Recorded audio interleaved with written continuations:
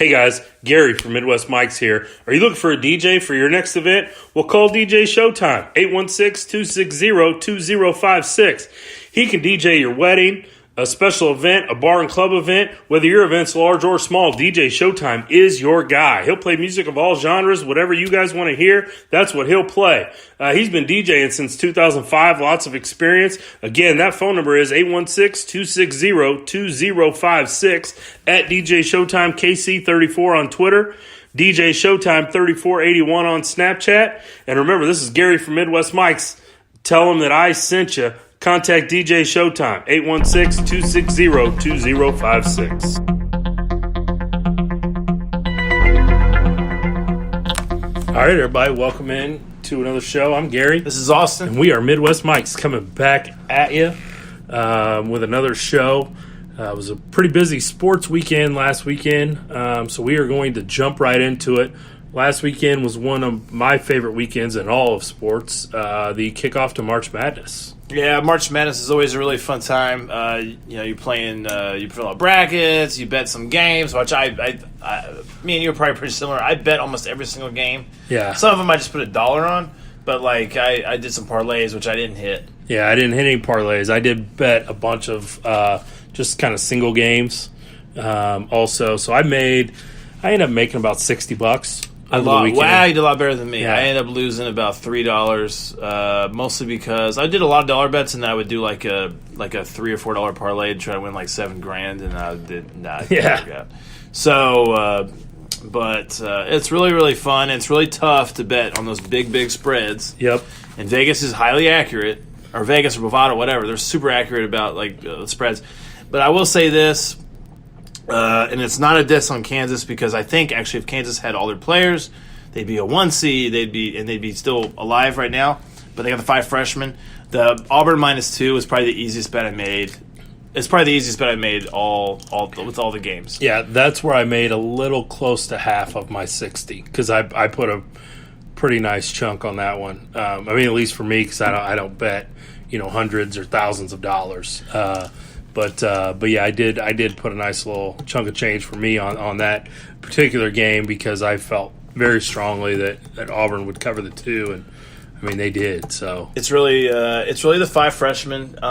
It'd be a different story if those 5 were juniors. I think they would have played really well, because you can physically see they're super talented, and they may even be more talented team than actually. They're probably a more talented team than almost anybody they've played, probably except for Kentucky.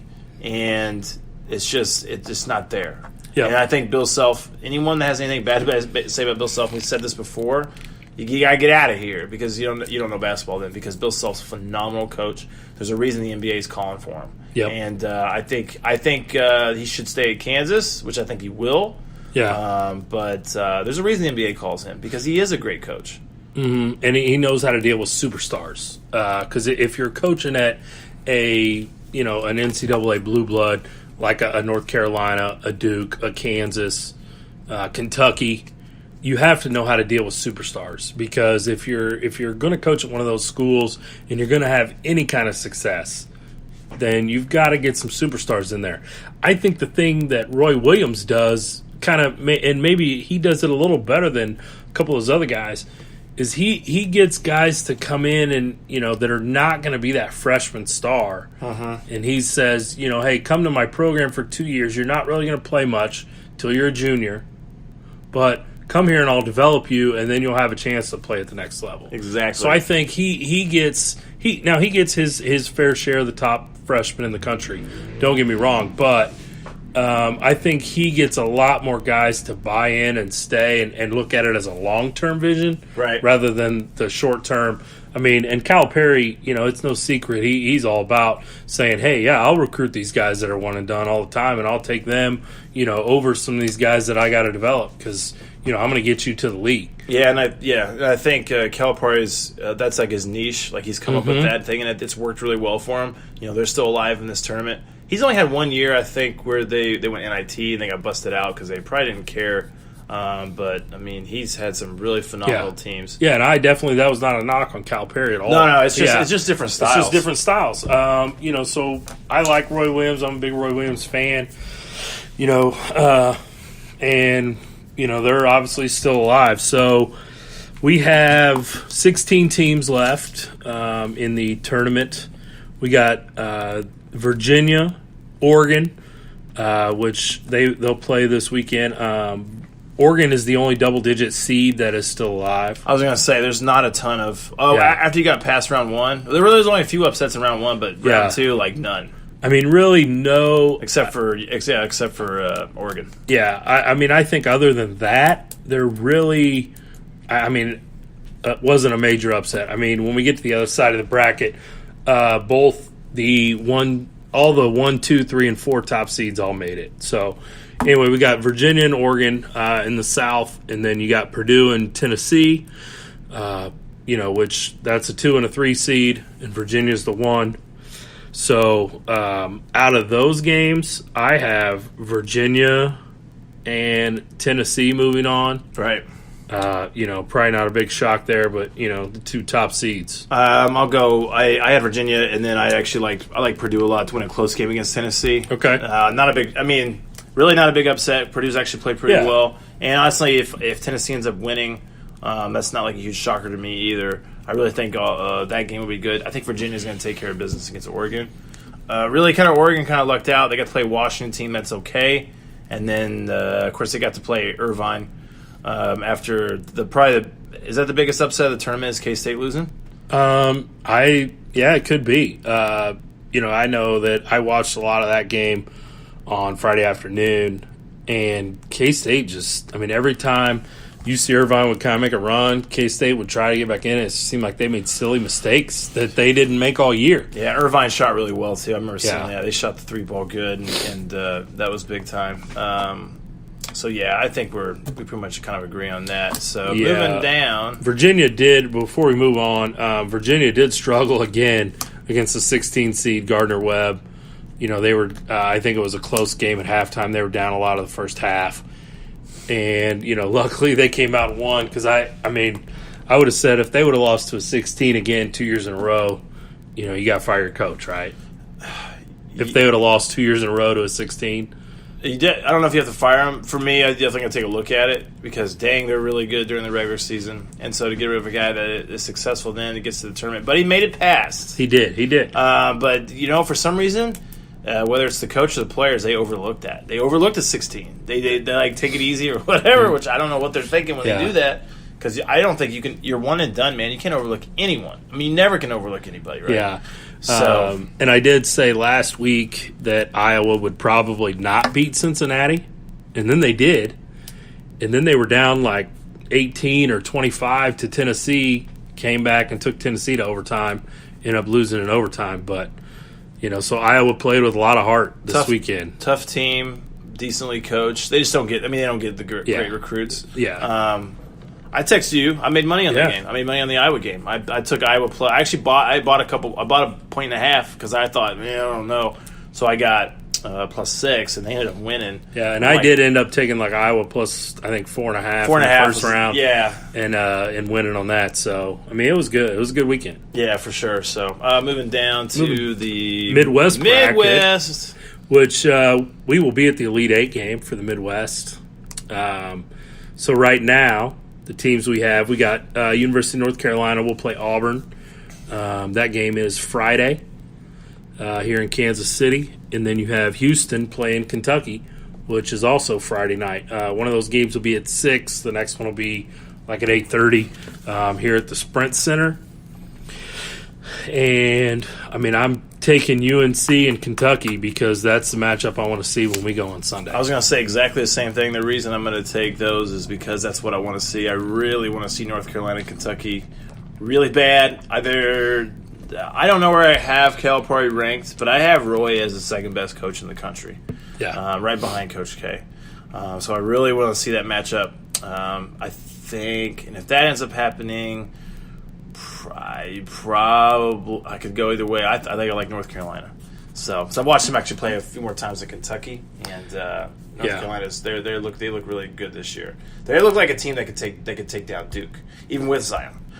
Yep. Which we'll get to that. Duke almost gave it up the other night. They had a bad matchup. So. They did.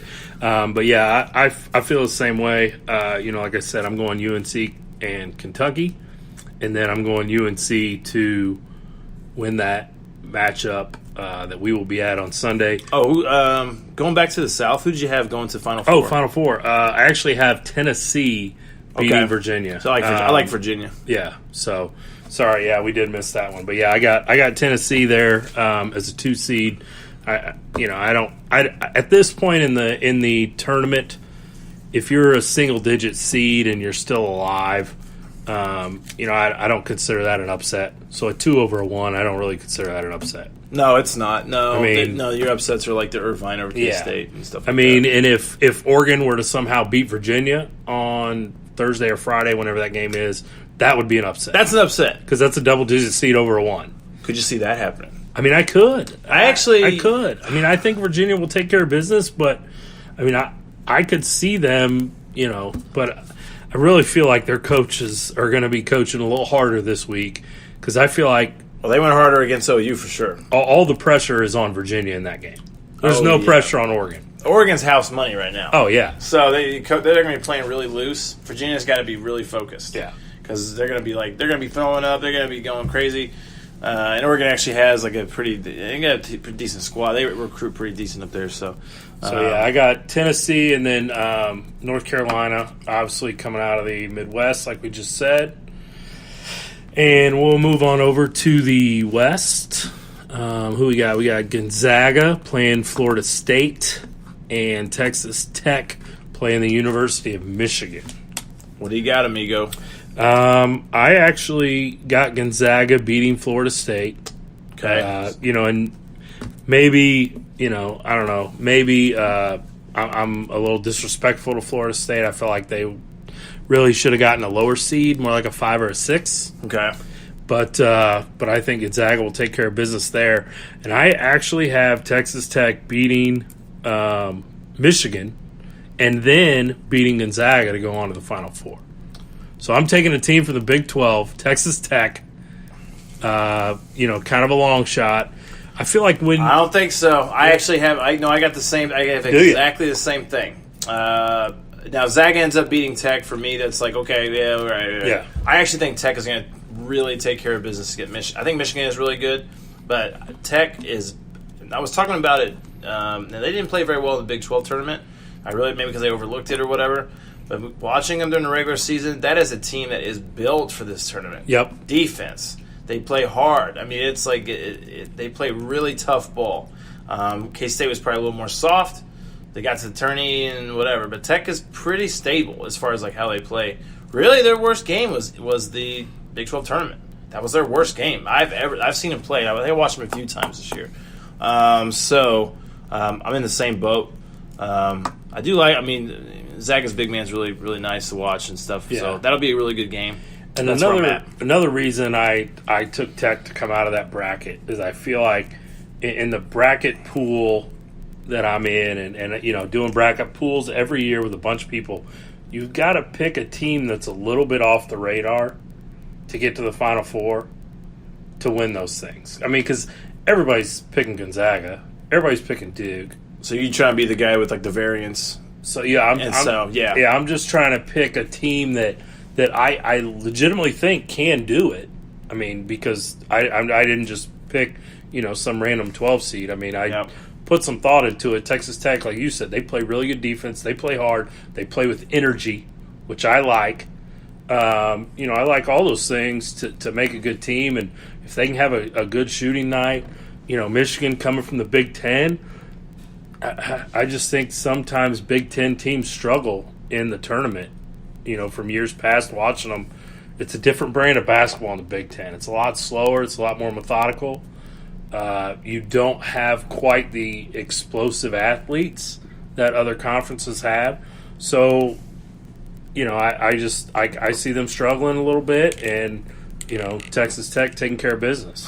When's the last time Big Ten team won the national championship? Is it Michigan State, Izzo, like 2000 whatever? Yeah, not super long ago, right? No, I mean maybe like 2010, 2009. Look it up real quick. Yeah, something like that.